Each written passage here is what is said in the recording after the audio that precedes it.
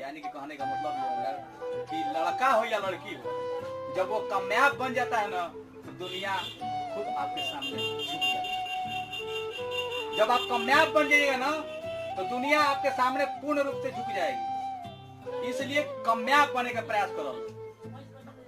जहिया कामयाब बन जी बोलो तो ध्यान दो कि जो दुनिया तारे पे थुकत रहिया, जो समाज तारे पे थुकत रहला, जो समाज तुम लोग बोलत रहला, तो समाज काल से तुम लोग के सामने नतमस्तक होके झुकेला। आई लड़की हम लोग तो तुम लोग के खास करके एक बात बताओ तनी,